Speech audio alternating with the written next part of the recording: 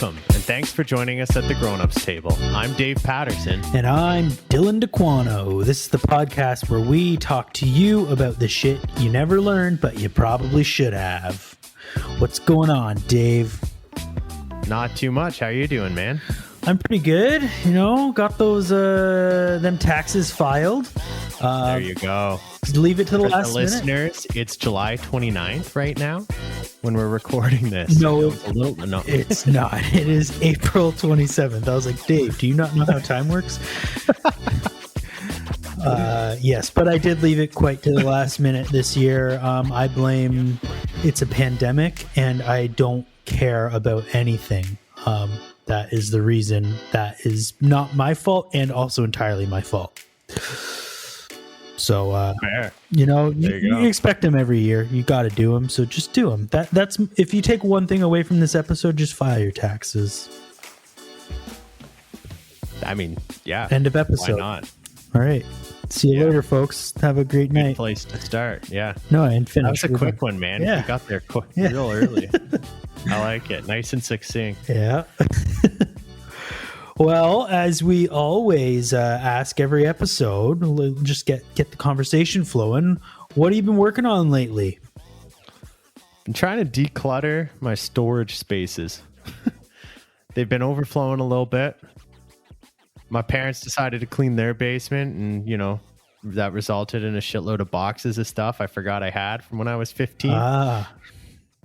So got a weird amount of desk lamps that I never use. That is, yeah, I guess you just collect them over time. You're like, I don't need it. It's a perfectly fine lamp. Why would I get rid of it? But yeah, and you had one like at your parents' place when you were a kid, and then you get one when you go to university, then you get one when you buy a house, and now it's like they're all just sitting on a shelf. So I'm kind of putting together some boxes, figuring out what I can donate, what I really don't need, and just kind of clearing it out because I'm not using it at all. So if someone can, that's better. Yeah. My parents have moved since I moved out of their house. Oh, that helps. So I don't have anything left in their house, I don't think, unless it was something my dad wanted to keep of like my childhood things or something like that. But yeah, I don't think I have anything. But every time we go to Emily's parents' house, it's like, here's some boots. Here's a box of DVDs. And they're like, we don't want them. They're like, yeah, well, we don't either. So get them out of here.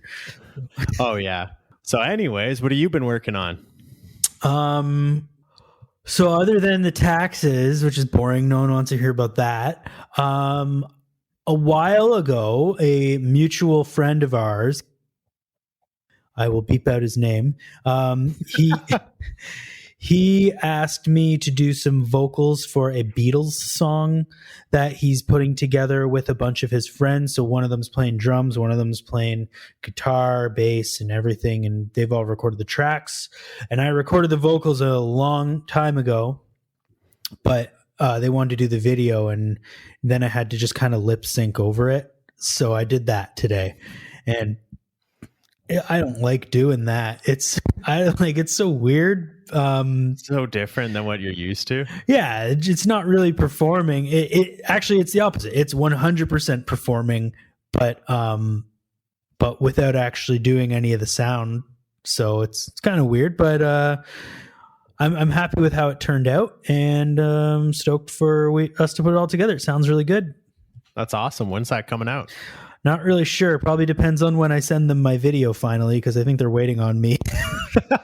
I'm waiting for it to upload right now. And then I think there's a couple other people. I don't think I'm the last one, which is what is always the most important thing. Don't be the last. That's really all that matters. Yeah. Right? Yeah.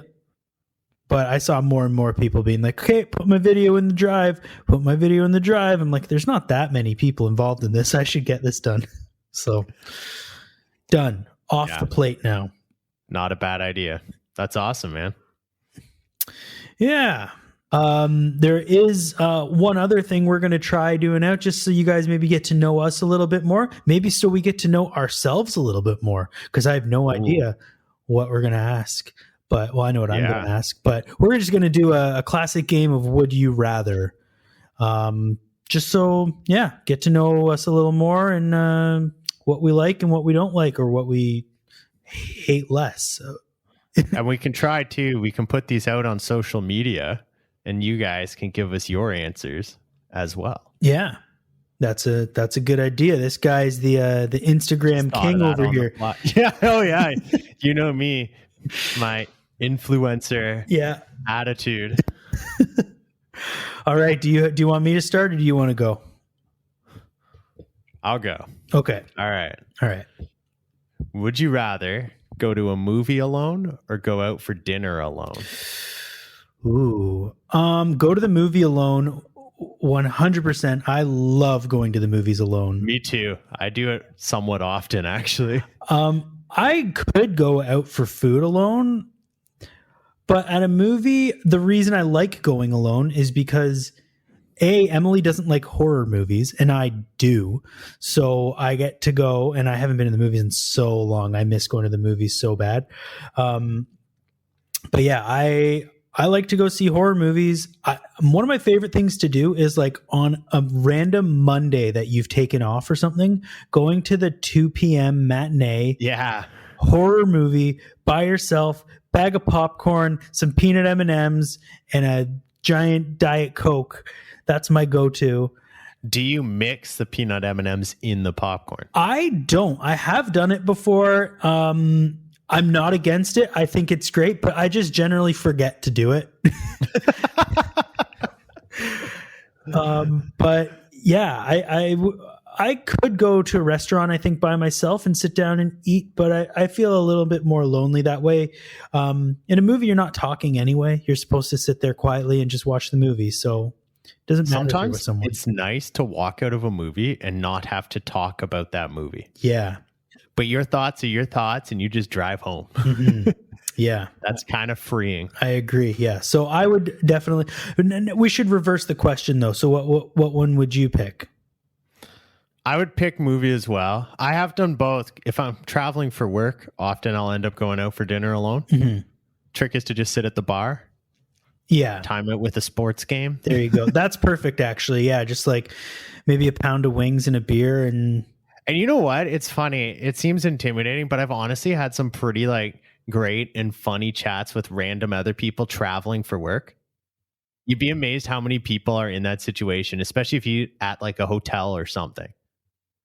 If you go sit at a hotel bar at 5 p.m., you will run into other people who are alone traveling for work, and they are like quite happy to have a beer and a dinner and shoot the shit for a while. So nothing to be scared of. But a movie's more fun. Yeah, and I miss movies so bad right now. Like, all right. Well, I will. I'll give you my would you rather. All right, let's hear it. What one would you rather binge watch the entire thing of, and like start to finish?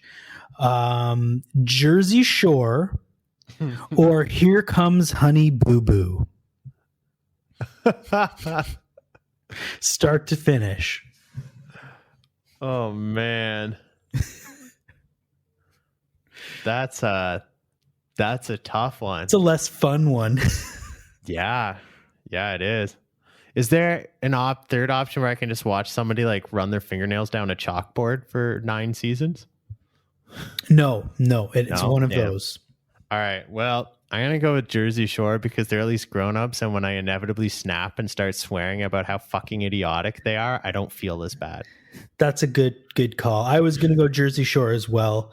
I don't really know anything about either show other than they don't seem like my cup of tea. But yeah, agreed. It's adults. And maybe it's funnier because they're adults. Like I don't know. Maybe it's you don't feel bad for them, right? Yeah. Like when kids are caught up in shit, it's the parents pushing them, and you kind of have that like guilty feeling. Whereas when it's adults being just morons, it's kind of amusing, and they chose this life. You want. Exactly. It wasn't thrust upon them by their parents who are looking for a little paycheck. 100%. All right. So that's your choice as well, Jersey Shore? Yeah, I'm going to go with the J Show. Is that what they call it? Because that's what I call it now. I mean, that's what we call it. I mean, I haven't talked about that show in, I don't know, 9 years? Yeah. Didn't they come back with a new one like last year or something, though? Oh, I hope not. I thought they did. Oh, I don't know. Who cares? Anyways, on the show today, we have our good friend Nathan Farrish joining us. He's going to be talking a little bit about fitness. So we're going to get into that discussion before too long. Yeah, we already did interview our friend Ryan earlier this season, and he talked about nutrition. So hopefully that we can pick up on some of that and go more on the exercise and working out and other synonyms for those two words I just said. Pumping iron with Arnold and with Nathan Farrish. So Nathan's in the waiting room right now. He's about to join us, so we're going to let him in. All right, and joining us now on the show is Nathan Farrish, a good friend of ours from university. Nathan's got several years' experience as a personal trainer, even though it's not his full-time Monday to Friday job right now. So welcome to the show, Nate. Yeah, guys, thank you again for having me. This is super exciting. I'm glad to be here. Yeah, we're excited to have you here as well. First thing we usually ask our guests is, what are we drinking this evening? What was your choice? Well, fellas, we have a lovely Jelly King here. I chose the raspberry and blackberry combination. They've been playing around with a lot of different combinations, and I've had the fortune of having them as my client over at Indeed. And they were nice enough to send me a sample pack. So had to support them here, and shout out to Bellwoods Brewery for the kind service. All right. That's awesome. I just took a sip. It's a pretty tasty beer. I'm drinking the pineapple tangerine grapefruit one. I haven't had a sip yet, and I'm gonna dive in. So Nate, why don't you tell us a bit about your background and how you got where you are? Yeah, well, just before we do, I acknowledge that we're drinking beer in a fitness podcast, so this is great. We got a good start. Yeah, I know. But yeah, my fitness journey started when I was pretty young. I went through a period where I was really just not confident with my body, with myself. And I remember coming home one day and telling my mom, like, I want a paper bag lunch with an apple and a wheat sandwich and nothing else. Like, I just really honed in on the fact that that was going to be something important to me. And it really blossomed into a lifelong passion around exercise. I was always very athletic, always loved sports. So it was a natural fit for me to take kinesiology at Laurier, where I met you guys. And I went right into the personal fitness world coming out of school. I was able to work at a facility called Depth Training up in Waterloo there, predominantly working with athletes. We had rehab clients, and then I ran the personal fitness program towards the tail end of my career there. So wide array of clients from your everyday Joe. I had a lot of young mums in there with their kids doing hockey at night and then coming and training with me in the morning. And then I'd get a bunch of kids playing hockey, and then I'd have somebody come in with like a torn ligament and they need to rehab. So very diverse background in fitness, but my specialty is in mobility. So I really just went down that path around how do we move, how should we move, what's safe, body awareness, and trying to teach people that physical literacy, if you want to call it that. And then just really helping people build healthier habits is really the approach that I take. Cool. I've never heard the term physical literacy before, but I really like that. And I think that it's like very descriptive of what it is. And you talk about lots of different types of literacy. And I think that is something that maybe a lot of people aren't super literate with, or at least super in tune with. And especially when you kind of become an adult and you end up sitting at your chair for 8 hours a day, and then you finish work, and the first thing you do is like, oh, I'm going to go sit down on the couch now and watch the TV, and then you go make your dinner, and then you sit down and eat dinner, and then you're like, why do we sit so much? Like that seems like a very out of tune thing and a very not human thing that maybe we can dive a little more into that as the episode moves along. Yeah. So one of the first things I think everybody wants to know whether they're already active or they're trying to be more active. And there's so many different answers I've read or heard or been given to this, but how do you know how often you should be working out or exercising? Is there a certain number of minutes a day you should shoot for? Yeah, when I was reading all these questions, I thought this might be something we should probably tackle later on, but I'll do my best. Okay. No, we can move it around too. No, but like the reason I say that is because it so heavily varies based on the person's fitness goals and what their desires are and what their background is, right? Like you're probably going to get that answer from me a lot. Like it's very case dependent on the person. I mean, if you were to go today and go check out like the physical guidelines on any like government website, they're going to say aim for X amount of minutes per week. And that's definitely a good baseline. I believe it's like 300 minutes of rigorous activity throughout the week is kind of your goal. I would say in terms of workout frequency, if you're somebody who's just starting out, 3 to 4 days a week where you have scheduled workouts would be a really optimal amount to start out with. Whereas somebody who's a little bit more advanced, you'd be looking at 5 or 6 or even 7 days a week. Like for myself, that's what I would be doing. What do you do right now? What is your kind of like how many hours a day or yeah, that's a terrible way to ask a question. No, I got the drift. So basically the way I break it down is start with what are my goals overall for the month. So I'll usually have like 2 or 3 that give me some sort of direction. And then I break it down by week and by day. So right now what I'm doing is 4 days of strength training where it's generally just a lot of weights. 2 days of conditioning. So one day where I'm going on a long run, low intensity. And then I have another day where it's more of like your HIIT circuit, you know, those ones you'd see on Instagram where people are jumping around and doing jumping jacks and all that stuff. And then the last day would just be what I call like an active recovery day. So mobility, really. It's just making sure that rather than sitting on the couch all Sunday, I'm at least doing something to promote recovery and maintain what I have going. On that point, obviously there's all these different types of training that you can do. Is any more or less important than the other? Like obviously it depends on your goals like you had already mentioned, but if you were to focus on one, would you say if you're getting into exercise, maybe start with cardio or start with strength? I don't think you want to pigeonhole it like that because I think there's so many different benefits between the two. So like I wrote some down here just to give you an idea of differences. So like your cardiac health is going to be more important for your overall health and longevity, I would argue, in that it reduces your risk of heart and lung disease.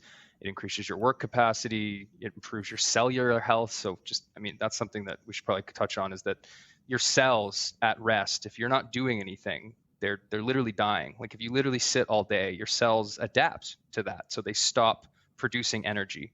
And so when you're more active and you're focusing on cardiac conditioning, you're building resilience in your cells, like the most basic level of who you are as a human. So it's an extremely important part that you maintain that cellular health to avoid degeneration as you get older and essentially avoid disease and issues like that.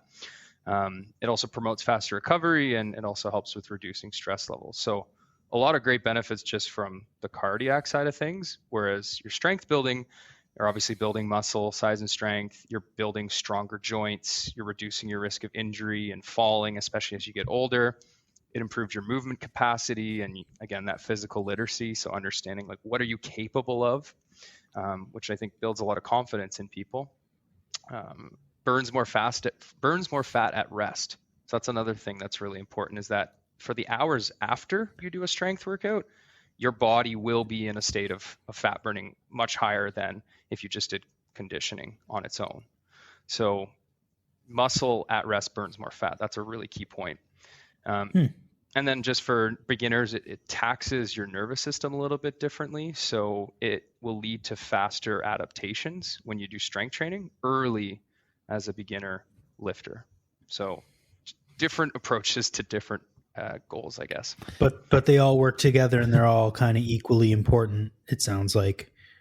And that's interesting what you said about strength training burning more fat when you're at rest, because I feel like a lot of people assume it's the opposite. Like a lot of people, if they want to lose weight, they assume they got to take up jogging or get really into some kind of cardiovascular exercise. And you know what, to be fair, like generally when you're doing those higher intensity conditioning exercises, you're going to burn more calories in total for that given amount of time. So that's the I guess the assumption, right? And I should clarify that doing any sort of conditioning or cardiac, let's call it cardio for the sake of making it easy, you're still going to have that fat burning effect for hours after you do that. What I'm getting at is that the more muscle you build over time doing strength training, your muscles now that are larger, they are taking up more energy just sitting there. So Right. it leads to an easier route to weight loss, essentially. That makes sense. Yeah. I was just going to go kind of in that direction of like learning how to first start getting into training as well. Would you say there's any sort of like cheat code maybe to getting into like a routine where like exercise is a part of your daily life, or at least every other day?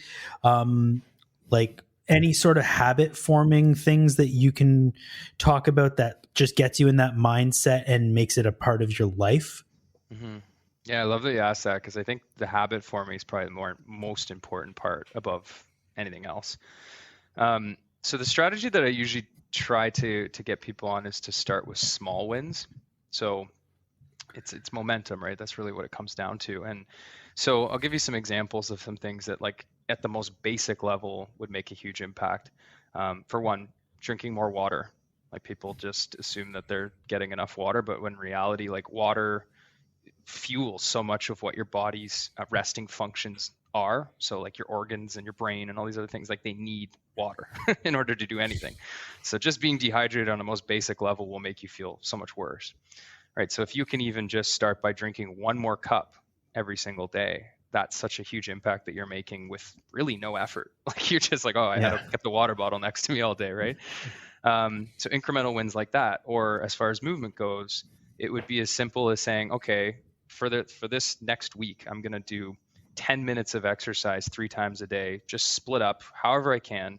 Doesn't matter what the exercise is. I could go for a walk. I could climb my stairs. I could literally march on the spot like a toy soldier. Like, it does not matter. Like, the point is COVID workout. Yeah, exactly. So like, that's where I start. It's adapting 1 or 2 new habits for the first like week or 2 weeks or 3, however long, until you feel like you've really internalized it and made it a part of your new routine.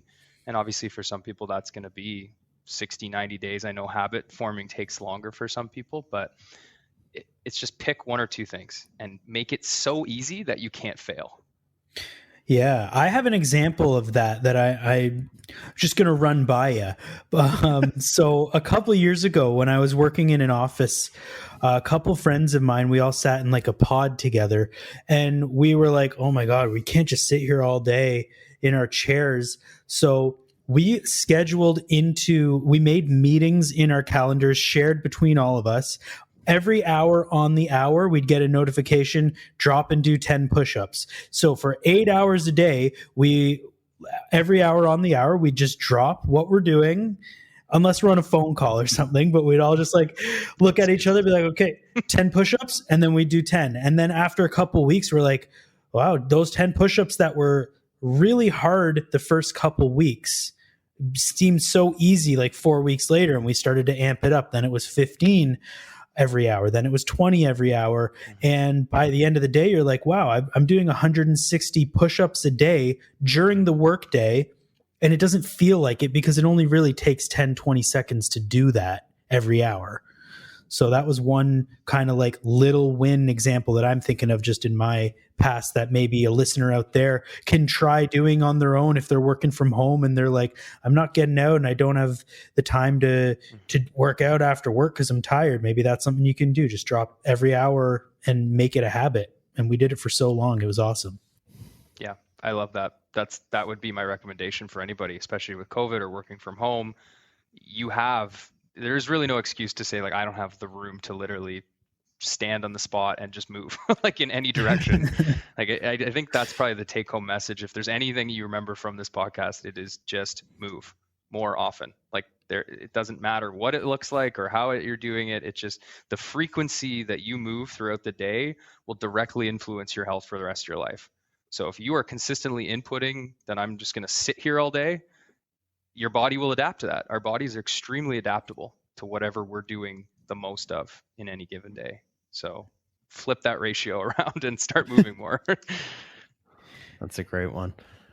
Yeah, one thing I often think about is, well, I think like many of us in our later 20s, we sometimes think back to when we were like 17, 18, and how we could eat whatever we wanted and still seem to do whatever we wanted. But I also sometimes think back to some of the dumb shit I believed back then. And you'd hear, and I know as a guy, you always heard like, oh, you've got to lift like high weights. Don't do this high rep stuff. And cardio will lose all the muscles you've burnt or you've gained. And all this crap that I think circulates on the internet and in high school and university locker rooms. But what are some misconceptions people generally seem to be carrying forward as young adults about fitness? Mm-hmm. Yeah, a few that popped into mind, specifically to women. One is that strength training will make women bulky. I used to hear that a lot. And again, namely because I worked with a lot of middle-aged women who were definitely afraid of that. But that's certainly not true. I mean, I think that the key for women to understand is that strength training is more safe than you think for your bodies, and actually probably more necessary as you age and as you have children. I speak with a lot of physiotherapists who work specifically with mothers who are recently pregnant, and they have a lot of complications afterwards that you wouldn't think of, just with their pelvic floor and a lot of imbalances that come as a result of that. And really the way around that is to strengthen, and you strengthen using weights. So there is certainly a necessary application there for the female population. I think is definitely a misconception, and that they quite often think that they just need to use these like band workouts and do like booty pumps and all body weight and cardio. And it's like, that's all you see on Instagram. And I'm like, no, like that's not what's going to get you the best results. Like, it's just, it's going to be a good training application if you're new to it, and it'll definitely give you something. But for the long term, strength training should be a part of every single person's regime, in my opinion. And of course, if you have no injuries or any complications. But anyway, that's a rant on female training. The other thing is that it's exactly to your point. Like we almost just assume that our health is going to remain constant forever. Like unfortunately, our bodies are very adaptable, like I said. So even though we're sitting and doing nothing, until we hit a certain age, our body will just kind of be like, it's fine. Like, you still stay young. Your body doesn't really like change that badly. But then you hit a certain point, and it's usually around 30, because that's when our human growth hormone stops being released as much. And once that goes, like things just degenerate. So your ability to incorporate exercise long-term into your daily routine or weekly routine will pay such huge dividends on your long-term health. Like it literally is your only last line of defense. I shouldn't say only, but it's a key line of defense for stopping the effects of aging. So don't just bank on your health staying. And then I guess around the gym, I guess more around like the bodybuilding world, as we get older, there's certainly a case to be made around the fact that there really isn't, or there's diminishing returns around how much weight you're lifting as you get older.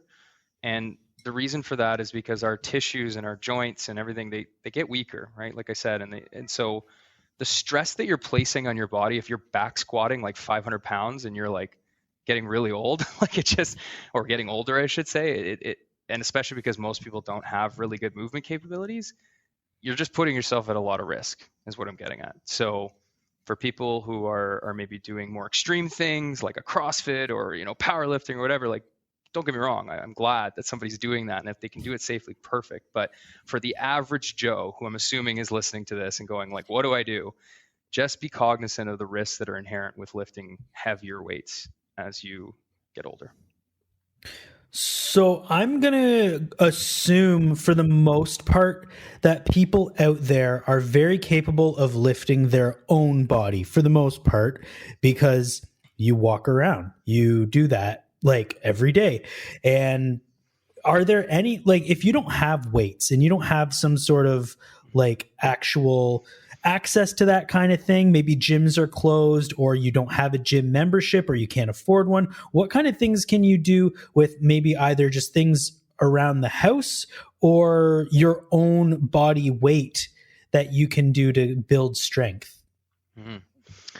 So you want to start looking at variables that you can play around with every day or week, because the central principle around training is that you need to have progressive overload generally. So as long as you have some sort of variable that you can increase or make harder every single week, body weight can really be effective. So we're looking at time under tension is a really, really important one. So for example, slowing the movement down, really slow it down and just embrace the burn. Like don't rush through it. Find a deep squat and hold that thing, or go down it slowly and come out of it really slowly. So you're counting 1 Mississippi, 2 Mississippi, right? That's a really key variable. The longer you're under tension, the more of a metabolic stress that you're placing your muscles under, which does elicit muscle damage, which is how you build muscle. So that would be my first variable that I really play around with, is how long are you placing your muscles under tension? You can do holds is another one. So think of like a plank hold or a squat hold or a push-up hold. These are all ways, again, to build that metabolic stress. As far as the equipment, I guess, some creative ways would be to use soup cans in a backpack. I've seen that. I've seen water jugs. Water itself is just super heavy if you can get it in some large container. I've seen people making like cement barbells. So if you really have the space, or like wooden, anyway, that's obviously super creative. But I think the simple answer is focus on the time that you're spending, focus on the degrees of movement as well. So rather than thinking of just like your typical squat or push-up or anything that's linear, right? We live in this forward and backward type movement pattern in our life, right? We walk forward, we sit forward, everything is here. So try to incorporate movements where you're going like side to side, or you're rotating. Like get those types of movements that you're not used to, and I promise you, you'll feel it's difficult because you're not used to it. That's awesome. There's one thing you mentioned in there too about like embrace the burn. And I feel like a lot of people go into the mindset of like, oh, when I start working out, it's going to be really exhausting and really tiring. But after a while, I'm going to be fine. I'm just going to be able to do it. Do you think that there's something true to that? Or should you always be feeling the same amount? If it's starting to feel too easy, then you're not really working hard enough anymore and you need to up that level. That's tough to say, man, because everybody's perceived effort levels and perceived pain are highly variable. And so yeah, it's very individual. It's tough to say there, but I do think like that's one way that I would measure with clients is I know what it should feel like, and then I'd have them rate it on a scale of like 1 to 10 and just tell me like how hard do you feel like it is, because that is a good indicator of whether you should be trying harder. So to your point, I would say that it's not always necessary to feel like you're getting your ass kicked. That's a misconception, actually. Going back to your original question, you don't need to walk out of there feeling like you just got kicked the crap out of. In fact, sometimes it's better not to, from a recovery standpoint. Like long term, you'll just recover a lot sooner. And also, misconception is that you need to feel sore the next day. Also not true. That's usually just a sign that you've done something different that your body's not used to, or those particular muscles are not used to, but it certainly doesn't mean that it was like an effective workout by any stretch. So that's important to understand. Yeah. Hope that answers the question. So pain isn't always gain. Sometimes it could be a negative to be feeling that pain after maybe you've hurt and maybe that's another thing we can get into right now. Yeah, I was going to say that's a great point to kind of hang on to for a minute. Because I know sometimes it's almost like when you take your car to a garage and they ask you what the noise is that you heard and you can't describe it. And you're trying to figure out, like, did I pull a muscle? Did I tear something? Did I do something bad? Or is this just sore because I haven't done that exercise in a while? So how do you figure out whether you've done something wrong? Like, what's the difference between, oh, I've screwed this up, I need to go see a doctor, or at least not lift that weight again for a while, versus, hey, I haven't done this before, or I haven't lifted this weight, this might just hurt for a bit? Basically, the way that I would, as a rule of thumb, discomfort is when your mind is telling you don't want to do it, and pain is when your body is telling you don't do it. So there's a very sharp distinction there where, for example, so I've had 2 knee surgeries, and like both times that I've messed my knee up, that was my body just screaming at me like right away, like you fucked up. Like that was a mistake. Right? Versus discomfort for me is when I'm sitting there and I'm like pushing through the last rep and I know I can do it, but I really don't want to. And I'm like having that argument with myself in my head, but it's a very different response. Now, to give you a contrast to that, I had a client once who had very, very limited tolerance for pain, like you couldn't like scratch her without her crying. So like I've seen the opposite end of the spectrum where it was very difficult to come up with that relationship with pain and help her navigate that. So that's something where I feel like if you feel like you're on that end of the spectrum where pain is like a warning to you, you need to see somebody like a physiotherapist or a chiropractor, because they're far better at educating people around what pain is and what it isn't, and when you Right. should actually fear it. Because yes, pain is a feedback loop, and it is good for teaching us when not to continue with something. And I would say if pain is ever chronic, that's a good indicator that you're doing something wrong. So I mean, over like a series of days, and it's persisting, that's when you can pretty much tell that like, okay, something's wrong here. On that point too, like when you're just kind of starting to figure this stuff out for yourself, like you obviously don't want to get to the point where you've over endured yourself way too much. Is there like a starting point where like, because everyone's obviously built differently, like maybe me at a base like not working out level is different than someone else at a not working out level. um how do you figure out for yourself if you're trying to do strength training or something like that? What is like the appropriate weight to start for you? Is it like a percentage of your own body weight? Or is there any sort of method to it? Or is it just really, you got to figure it out by doing it? I like that you said percentage based, because truly that is the most effective way to strength train. And I think if anybody were to really dive in and become consistent with strength training, you'll find that that's how you advance as you get further into it.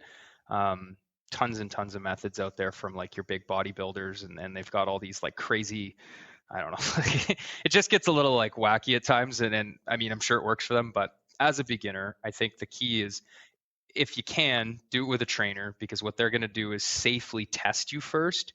You need some sort of baseline to assess yourself.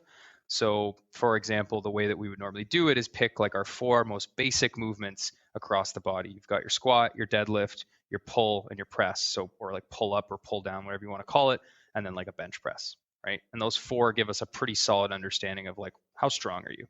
And what we do is build you up to either a 5 rep max weight. So you figure out like, what is the most I can do for 5 reps, or 3 reps if you're a little bit more sure of your body and you feel more advanced. But point being is, once you have that number, now you can create percentage-based reps or set recommendations around that weight. So that would be the most effective way to do it. But if you're at home and you're like, I really don't know, I think the simplest way is build up to it. Don't just jump right into it. Like usually do 2 to 3 warm-up sets. And then by the 3rd or 4th, you should be at your peak weight to figure out like, okay, I'm going to do 6 reps this time. This is the most I could do for 6. And then you go from there and work backwards. From there, man, it gets really kind of convoluted. I don't want to get into it too much in terms of detail, but I think it would be figure out what your goal is for the month. So if my goal is more towards strength, you're doing less reps, between like 1 to 5 reps. If I want to build more muscle, you're generally doing a higher rep range. So that helps you determine, according to that, you're going to do either more weight or less weight each week. Yeah, I was recently reading an article about heart health and preventing heart disease. And they did a big study on countries and cultures where people squat to eat instead of sitting, and the reduction in heart disease problems. And they did a study with people in the US too, making them squat for a certain amount of time a day and then tracking things. And it got me wondering, like, there's some movements that are, and you talk a lot about mobility yourself, I know that. And there's some movements that are natural to the human body, but yet have become unnatural to modern life in a weird way. So what are some like basic mobility things and movements that just would benefit everybody's general health? I like that a lot, man. I think it goes back to what I was saying around what are you doing every single day? And to give you an idea, we break it down into planes of movement. So we operate in the sagittal plane, which meaning like forward and backwards, essentially. So if you're to break down like walking, sitting, whatever, right? So I think the most beneficial or bang for your buck type movements are going to be the ones where you are basically moving laterally. So think along the lines of like a lateral lunge, or where you're like stepping sideways and leaving your foot behind you, right? Rotation is a huge one that I think we're really deficient in. So part of what I do for my mobility practice is I rotate all of my joints once per day, or at least twice per day, actually. So I don't know if anybody's watching this, but essentially I would take my neck and just like rotate it through its entire range of motion, doing the types of things that I don't do during a day. Because all day I'm like this, I'm just sitting here. Hip rotation. If you could literally take your hip through a really big circle, like just move it in every direction, because it is a ball and socket joint. So it's meant to have nearly like 360 degrees of movement. Like it's meant to be this thing that's just so capable. Same with your shoulders, like rotate them in every direction. So I guess long answer is move in every direction. Short answer is try to find something that is repeatable easily in a small place, and just do it every day. Like just do the stuff that you don't do when you're sitting, essentially. Makes a lot of sense. Yeah. Now, obviously, going to the gym and places like that, there's often a culture that's developed in these places, and maybe someone who's trying to go for the first time is a little bit uncomfortable, or they don't know how to use the equipment properly, or they just feel like embarrassed. They're like, oh, I'm so fat and I've never worked out before, but I want to do it and I'm here now.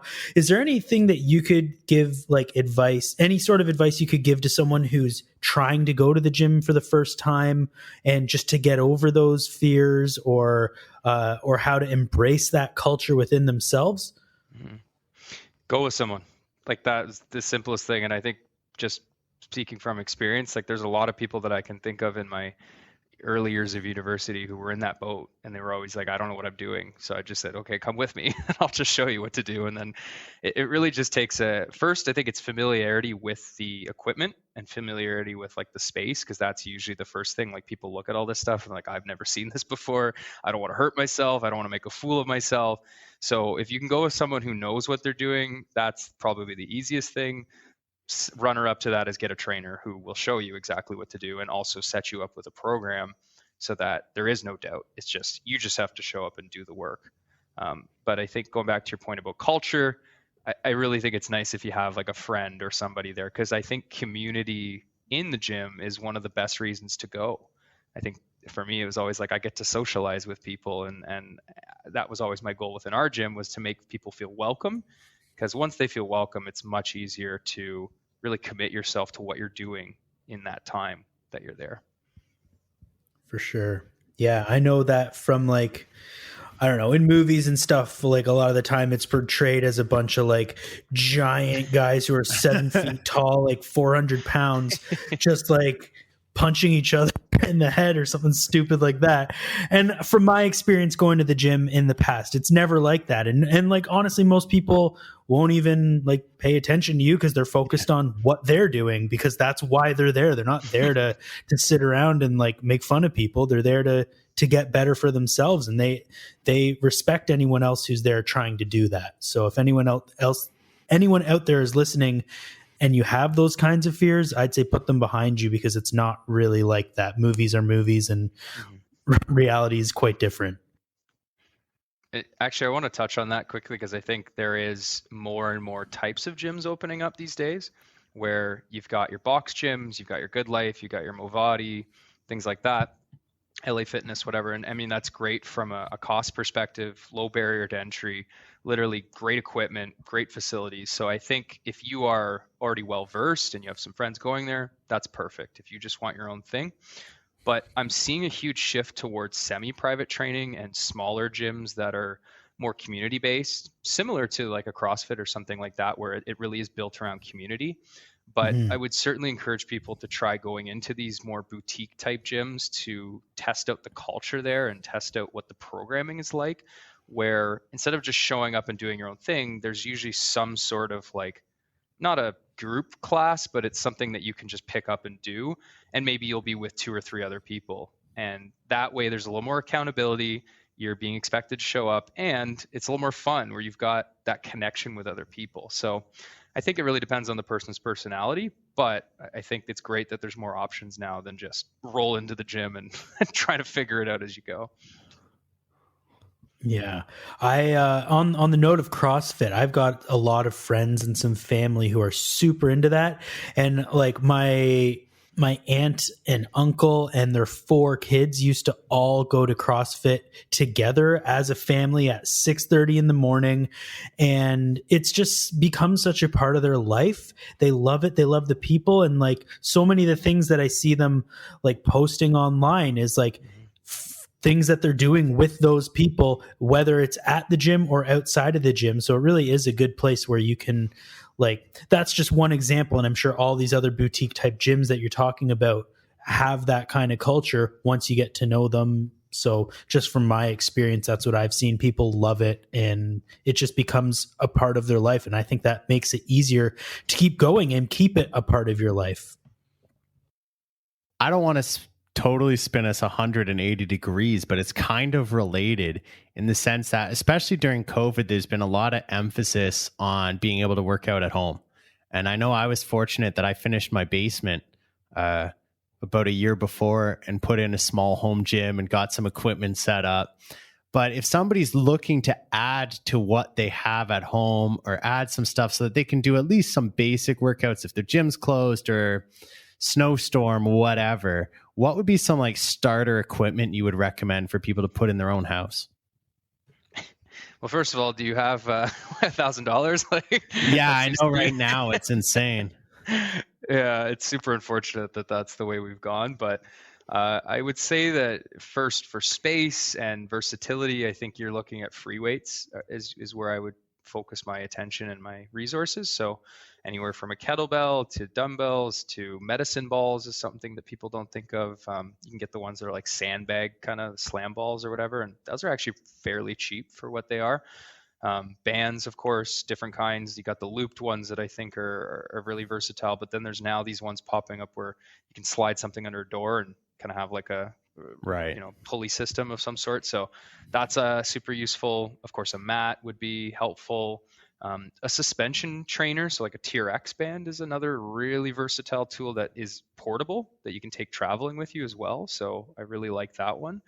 So yeah, I would say just the free weight systems. I'm also seeing a lot of adjustable dumbbells now as well.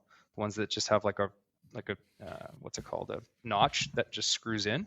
So I bought one that is literally from 10 to 90 pounds, and I just have to turn a dial. And that's a huge access. Range. Wow. Yeah, a little more expensive. And I mean, if you're looking at the Bowflex one, it's like $600 per. So it's just crazy expensive. Wow. But the way I view it is like price per use. And I know I'm going to use this the rest of my life. So it's like, I can justify that. Yeah, absolutely. If you're just it's money well spent. Yeah, exactly. Another topic I wanted to dive down, because a lot of what we focused on, and obviously where you spend a lot of your time, is we've been talking about gyms, but what about other ways to develop your fitness that aren't maybe like in a gym setting or in your home, outdoors, or like playing sports or riding your bike, or like, obviously there's so many other things that you can do out there to develop your fitness. But is there any one sort of like, I don't know, activity, whether it's playing soccer or playing basketball or riding a bike, that you think really develops like strength and cardio at the same time? I wouldn't say like strength per se, unless like if you were playing like rugby or something and you were in a scrum and you're just like, right, pushing hundreds of pounds around. But no, you know what, man, I think the key point there is that those are more inherently fun, and they're more, it's easier for people to ascribe to them, I guess is the term I'm looking for. So, motivation comes typically from what you were internally motivated by, right? Or it's easier to follow with those. So what I'm getting at is that I think it's best to incorporate that as a part of your weekly program. And as long as you're still doing like 2 to 3 days of strength training throughout the week, that could be your cardio. And you don't need to go and, crush a run or crush like some sort of like treadmill run. Like, it's just, those are the things that people generally shy away from because there's really no enjoyment out of it.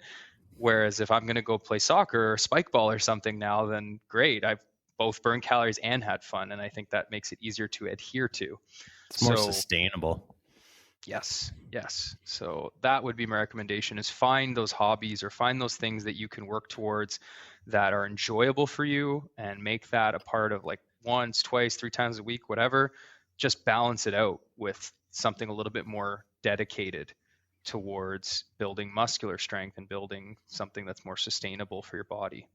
Yeah, that's true too. Because if you look at any sort of professional athlete, like a football player, hockey player, something like that, they don't just play hockey and that's it. They go to the gym, they train, they do all this other stuff. And those are pros, clearly. But even the lay person who's just like playing in their beer league or something like that, you need to have a more well-rounded routine. It can't just be the one thing. Yeah. Or, I mean, it can, but if you're looking to develop those goals of strength and muscle building, then you need to make dedicated time to do those things.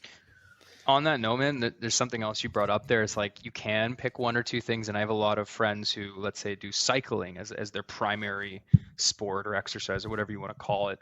Mhm. And I don't know if I don't want to say danger is the right word, but I do think the inherent risk is that anything you repetitively do over the long term does tend to lead to, like, micro pains or tears or things like that, especially in the world of like cycling and running. I know it's just really repetitive movements that are harder on the tissue. So be wary of that as you get older. Like if you're just playing hockey or something and that's your only range of movement, try to balance it out with something that's a little different. That's all I'm saying. Mhm. So the more variety you have with your exercise choices, with your sport choices, the better your body will feel over time. Makes a lot of sense. I know, as somebody who loves beer league sports, my friends and I, we often laugh at how, even like 7 years ago, we kind of roll out of the campus bar, have had a couple of drinks, maybe a plate of nachos, go to the field and play an ultimate frisbee game without thinking anything of it. And now I've got to get there like 45 minutes early, get a methodical warm up in. I've got to get a nice good stretch in. So what's happened to me? Why do I have to stretch so much now that I'm in my late 20s in order to not feel like death the next day? Yeah, man. Like I said, I think at a certain point, recovery is not as natural for us. So that's part of it, is just aging. Like, unfortunately, that's where we're at. And then secondly, it's just, yeah, I mean, if you think about the percentage of your day that you're sitting now versus when we were super active and doing all these other things, it's like your body just adapts to that. So you're trying to reverse all of the effects of sitting for 10 straight hours in a span of 5 minutes and thinking, oh yeah, this is going to go great. Like, I'm going to feel good. Like, unfortunately, it just doesn't work like that. So, I mean, even if you can incorporate 5 minutes every hour of just movement, like I promise you'll feel infinitely better both during the day and also when you get to your sports. So one thing that we had kind of talked about earlier, and you had mentioned, when you're really trying to hone in on the things that you need to do for yourself to learn what you need in terms of strength training and stuff like that, is to get a personal trainer.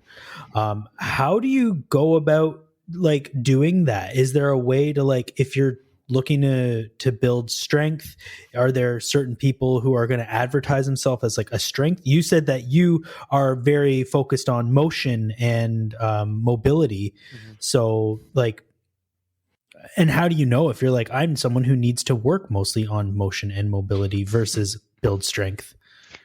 If there's anything I've learned about trainers, is that I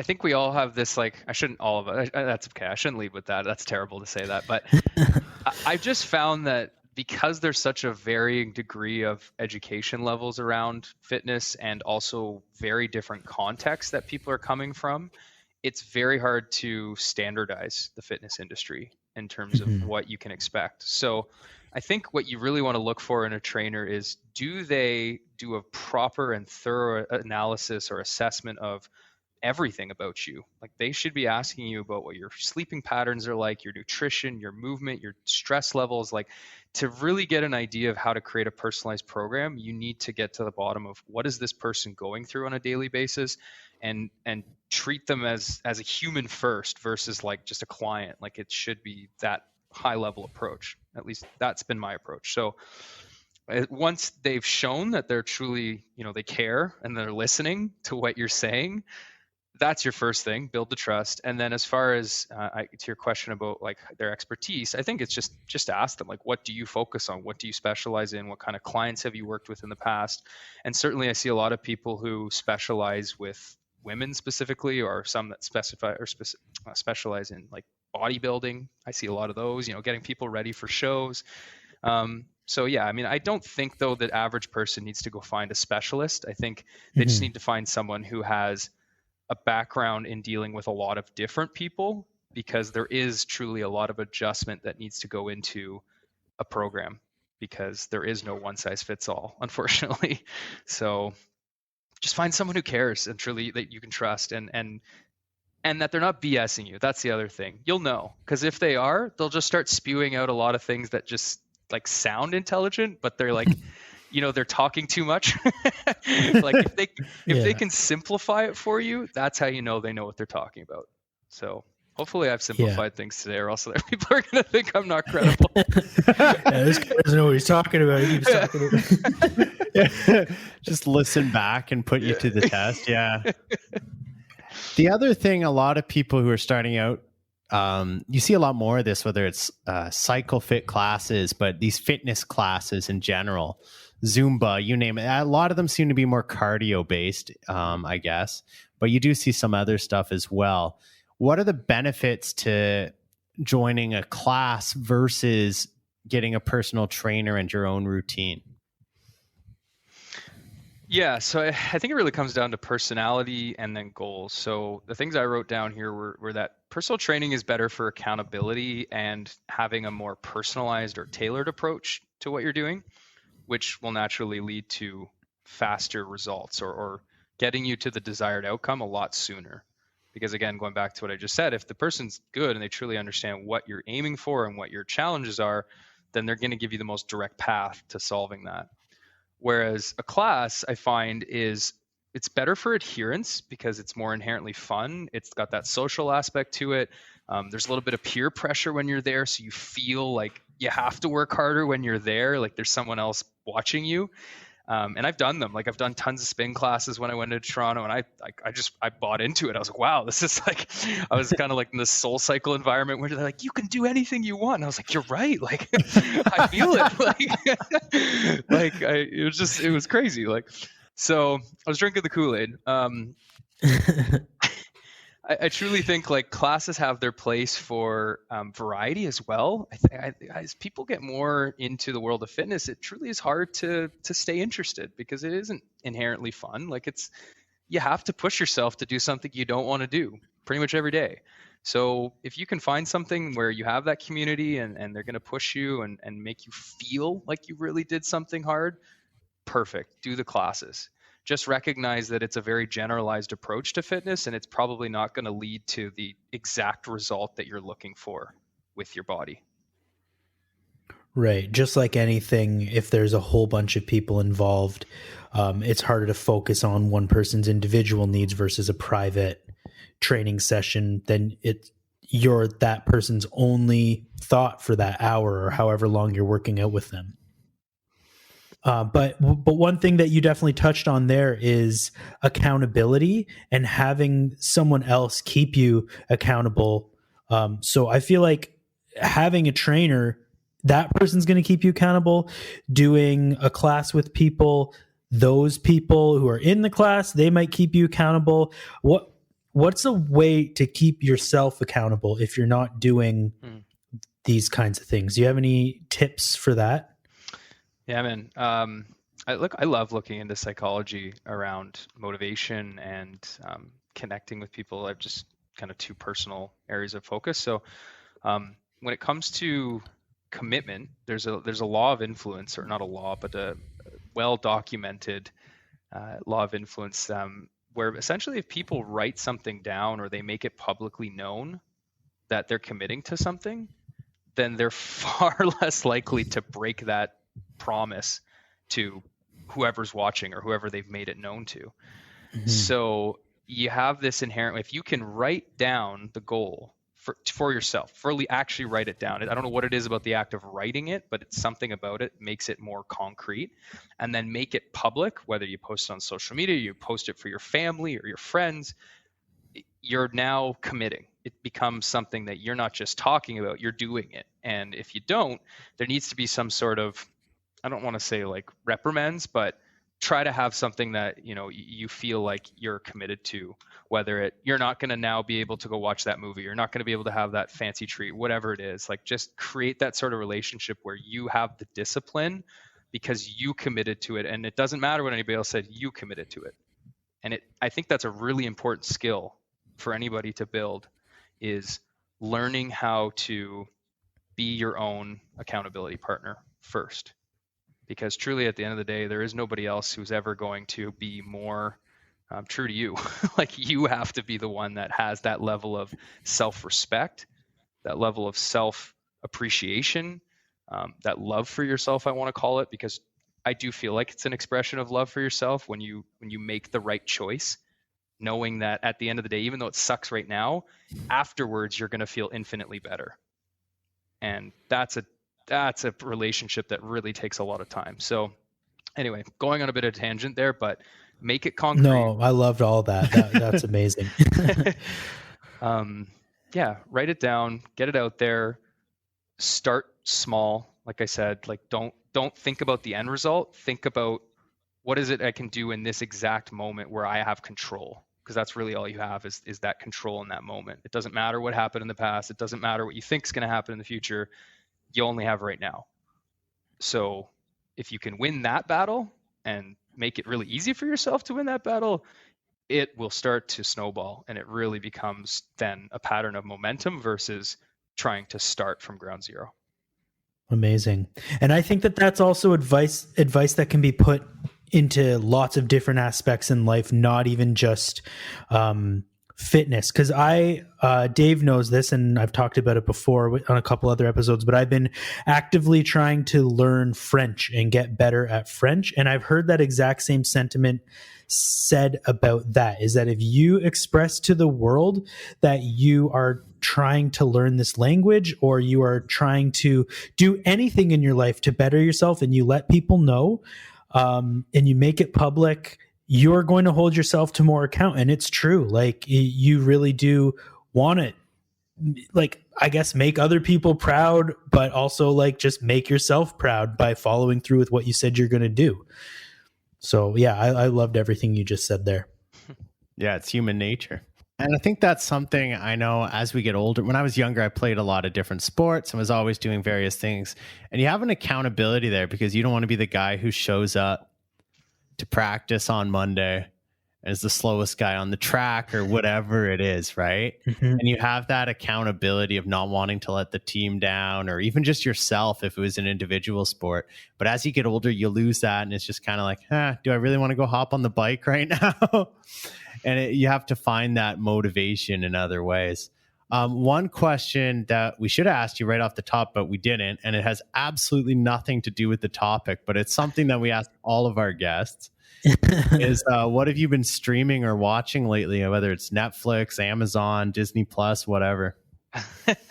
It's gonna laugh, but like, since I moved home with the folks, I really haven't been on Netflix at all. Like, I don't know if it's because I realized that with COVID, like, I feel like any time I spend after work, like, wasting, I just feel like it's truly been like a lost day.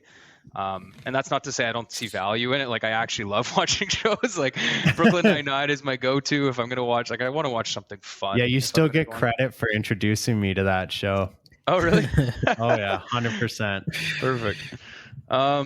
But truly, I think it's more been like around podcasts and stuff, guys. Like, if I could give recommendations around that, like, absolutely.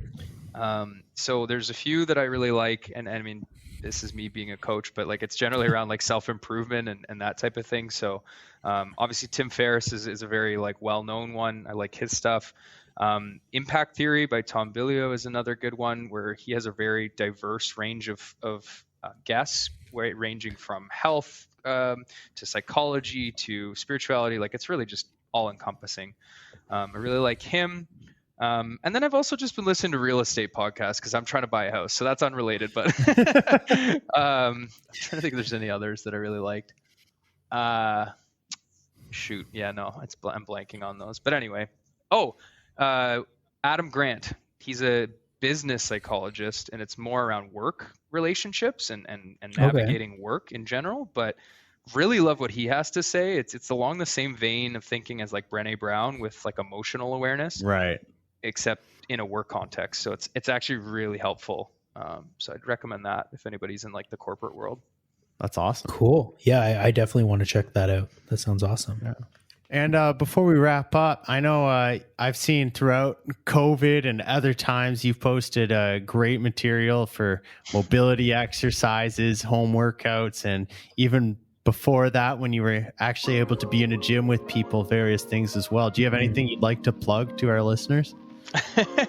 Yeah, well, if I do now, I'm gonna have to start posting again. So I guess, yeah. My Instagram is Nate Farrish, Farrish.